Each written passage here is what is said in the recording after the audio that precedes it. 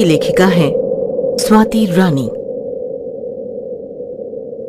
सुनसान सड़कें, बत्ती गुल और घने जंगल का रास्ता। मन में हनुमान चालीसा का जाप दोहराए संजय सरपट भागा जा रहा था। अपने कदमों की आहट कुछ सुनाई दे रही थी उसको। सांसें तेज हो रही थी। संजय के मन में घबराहट भी थी। काश जल्दी से घर पहुंच जाऊं। इस रास्ते पे चोर बहुत घूमते हैं। तभी पीछे से आवाज आई, जो भी तुम्हारे पास है दे दो, वरना खोपड़ी खोल दूंगा। आखिर जिसका डर था वही हुआ। ये गली थी ही बदनाम। संजय ने सारे पैसे दे दिए और बोला, अब तो जाने दो। अब तो तूने मुझे देख लिया, तुझे मारने में ही मेरी भलाई है। रुको, मैं तुम्हें कुछ ऐसा दे सकता हूँ जिससे तुम्हारी जिंदगी बदल जाएगी। चोरी करने की जरूरत नहीं पड़ेगी और तुम इज्जत की जिंदगी जी पाओगे। पर तुम्हें मुझे वादा करना होगा, तुम मुझे मारोगे नहीं। ठीक है। संजय ने उसे एक बक्सा दिया। उसमें एक आईना था।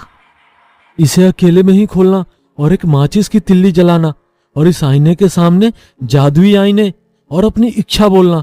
फिर तुम जो मांगोगे ये आईना तुम्हें दे देगा। चोर आंखें चमकाते हुए बोला, क्या ये पैसा देगा? हाँ, पर एक शर्त है। जब भी तुम ये बक्सा किसी और को देना, सारे नियम बता देना। बिना किसी को बताए इसे कहीं रखाए तो ये फिर से तुम्हारे पास आ जाएगा। और इसे खत्म करने की कोशिश मत करना, वरना अंजाम बहुत बुरा होगा।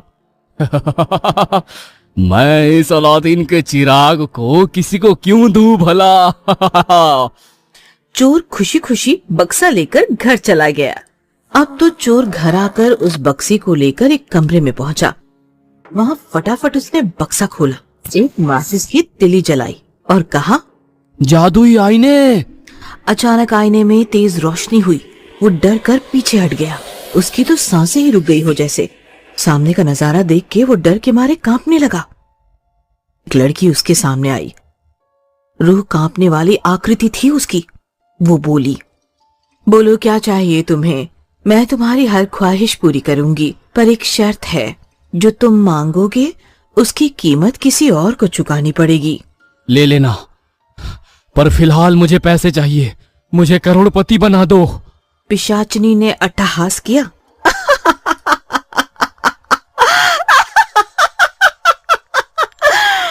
लालची तूने भी वही मांगा जो सब मांगते हैं।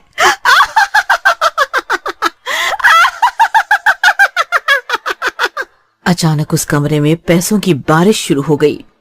चोर तो जैसे खुशी से पागल हो गया। पर तुमने इतने सारे पैसे लाए कहां से?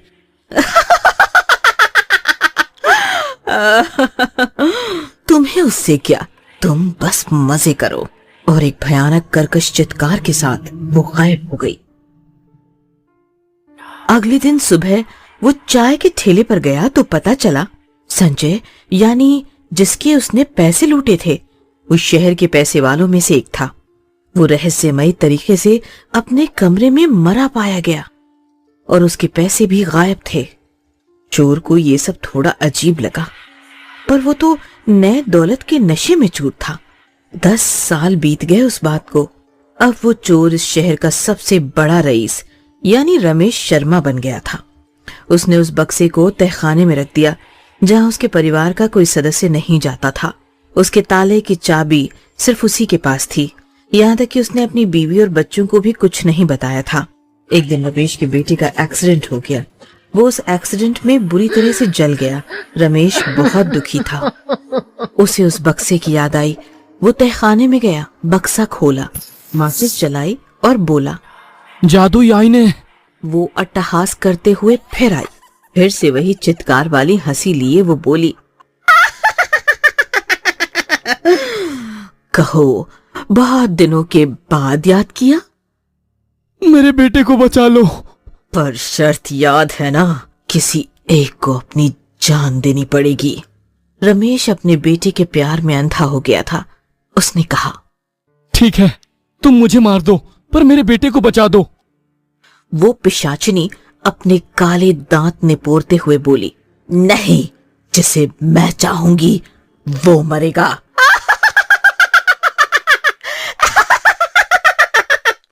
फिर रमेश को आईने में दिखा सामने वाले पड़ोसी का बेटा जल गया था।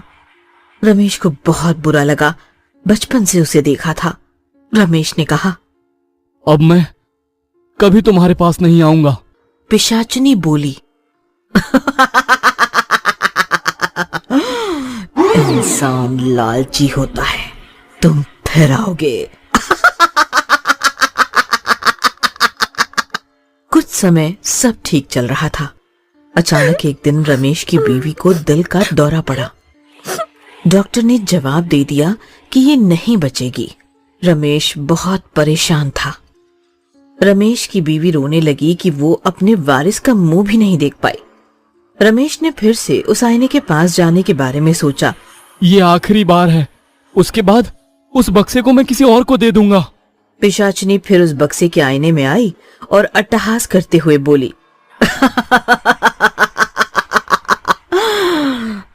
देख, आ गया ना फिर, बोला था ना आएगा।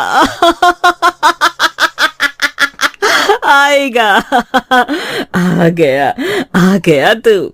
बोल, अब क्या चाहिए? मेरी बीवी को दिल का दौरा पड़ा है, उसने वारिस का मुंह भी नहीं देखा।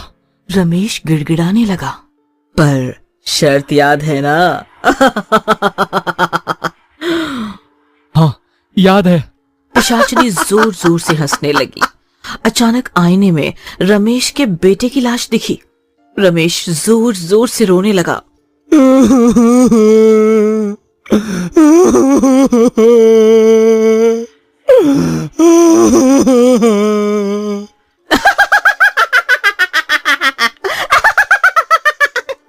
क्यों, इस बार दुख कुछ ज्यादा हुआ? अपना बेटा मरा इसलिए?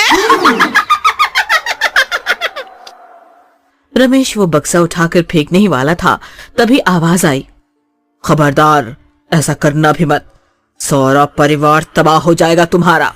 नियति को बदलोगे तो यही होगा। मैंने भी यही किया था। मेरे हाथ में शादी का सुख नहीं था, पर मैंने लिया। 2 दिन बाद ही मेरे पति की मौत हो गई और मेरे ससुराल वालों ने कुलक्षणी कहकर मुझे जलाकर मार दिया। तब से ये आईना ही मेरा घर है और मैं सबको बताती हूँ कि नियति को मत छेड़ो, मत छेड़ो। रमेश रोने लगा। मैंने अपने खानदान के वारिस से उसके पिता का साया छीन लिया। गलती तुम्हारी नहीं, मेरी है। मैं ही लालच में अंधा हो गया था। जो भी इस आईने से कुछ मांगता है वो पछताता ही है।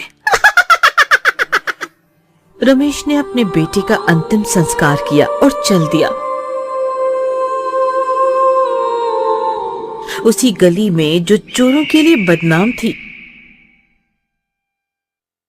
एक चोर को उसने बहुत सारे पैसे दिए और वो बक्सा भी दे दिया शर्तों के साथ। रमेश घर वापस आके अपनी बीवी से बोला, सुनो, हम कल ही ये शहर छोड़ के चले जाएंगे, सामान बांध लो। और वो तहखाने में जाकर बैग में पैसे भरने लगा। अचानक शीशे में रमेश को पिशाचिनी दिखी। तुम यहाँ अब क्या करने आई हो? वो बक्सा तुमने जिसे दिया था उसने पैसे मांगे हैं।